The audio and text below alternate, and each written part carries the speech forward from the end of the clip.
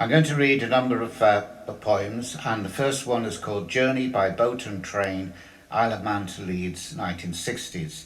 It's a journey I've often made since I was born and brought up in the Isle of Man, but this is a look back at that first journey when I came to live in Leeds. There were 4 hours of listening to other people's conversations that droned and hummed like velvet bees. Or else walking the decks, we pinpoint distant ships and count gulls dipping their furrowed wings to the sea. We had timed the first third by watching the gorse gold pale into greying hills, until those thin mounds veiled with sea smoke vanished. Entering the Mersey, our boat rocked the buoys and shook the sea-stained beacons that moaned and rang like omens. Deckward we watched their passing and trace a path between one flashing light to another, their strange names and salt-worn signs fixing the flimsy grammar of nostalgia. Our boat roped and gutted, we leave Lime Street beneath copper-canopied domes, and eastward past motorways in the making, their tall cranes cradling the sky. Goalposts mark the journey, wrongly angled in awkward fields that slope between glass-topped walls, placed in town parks shadowed by sculptured heroes, or else in factory yards chalked on dark doors and iron sheds, and sometimes in neat enclosed spaces walled and gated. We pass by those workplaces, red-bricked and chimneyed, their rusted sheds torn at the edges, and the crowded storeyards where chains and wheels are kept. We pass the towns with towered clocks, their grey ladders ascending. Nearer the Pennines, the slag heaps and their slurried veins slope into warm woodlands where moss-covered trees trail and track the lines. Yellow stones and slated walls mark the fields where horses stand, and skylines rise higher and higher until distant farms lie on the very rims of tall chimneys.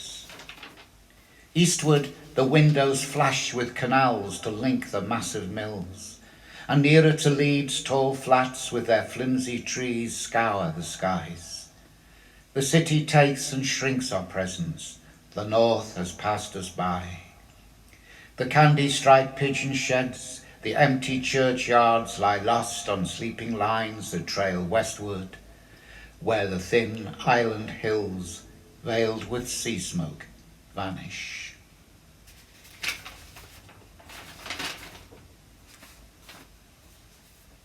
Derbyshire weekend. Through swabs of night fog we leave the city, drive nervously hedging to the country.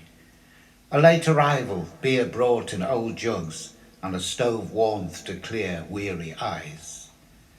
Morning still hid the country. White sheets tangled in damp bleached out the sun. Midday the mist unravelled, the trees now lined in golden sets, staging the autumn we had travelled to find.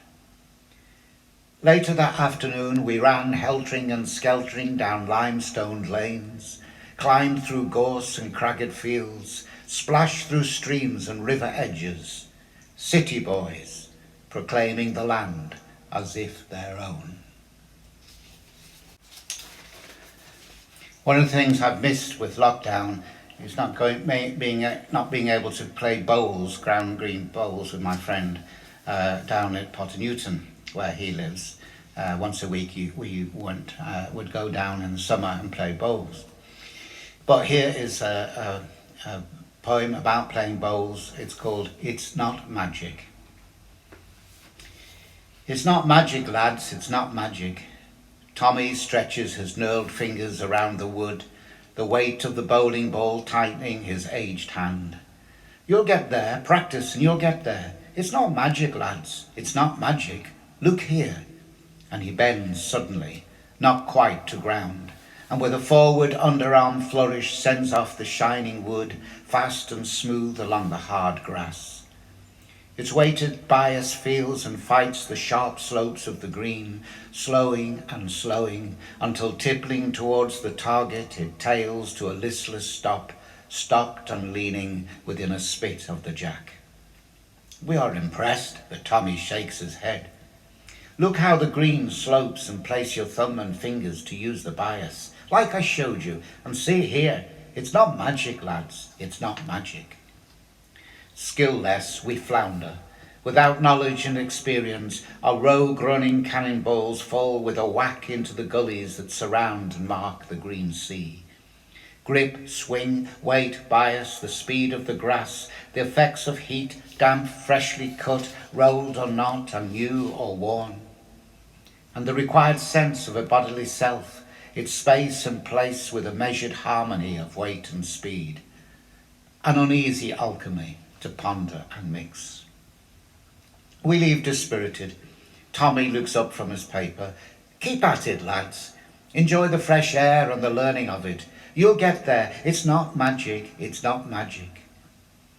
But as we close the gate and look back over the bright, still greens, the warm summer air hanging between the trees, the sounds of the city distanced by the barking of a dog and the first spreading bird trills of evening song, there was just a glimpse, there under the bench, a pointed cap and the wand by its side. His next poem is a topical poem called After Lockdown. I want to stare at you, to look, to watch the blinking of eyes, the movement of lips, the way your body leans and stands, and the rippling of your hands.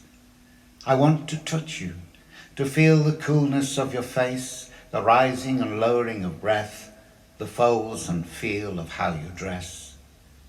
I want to listen to you, free of screen and standing near, no virtual self or avatar, to know you and you again, and as you really are.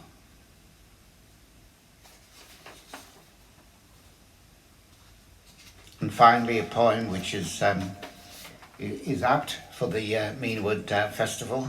This poem is called Meanwood Beck. You have many names, Addle and Carbeck, Lady Beck, Mabgate, Sheepscar, Timble and Wortley Beck, to name a few.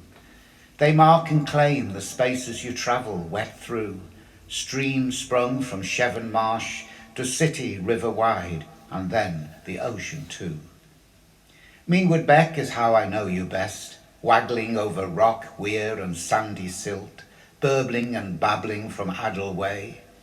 In summer your lilting ripples sing with burns at dawn, until darkening dusk you trickle down their murmured day. Winter, you rage through valley and glen, crack bridges, uproot and sometimes flood, rush down from the harsh cold of deserted moor. You freeze still in whitewashed parks as sledging children play in flurried snow, and dare to skate on your ice-locked down floor. You bring presents to a past that has gone, the grain mills, tannery, farms, quarried clefts, monk-trod steps and their ginnelled pathways. You are goits, weirs, ponds and workers' homes, planted shrubs and monuments of stone, from what some might say were grander days. Home and sanctuary to cray and bullhead fish, frogs, flying bats, kingfisher, owls and ducks that thrive among your river plants and weeds.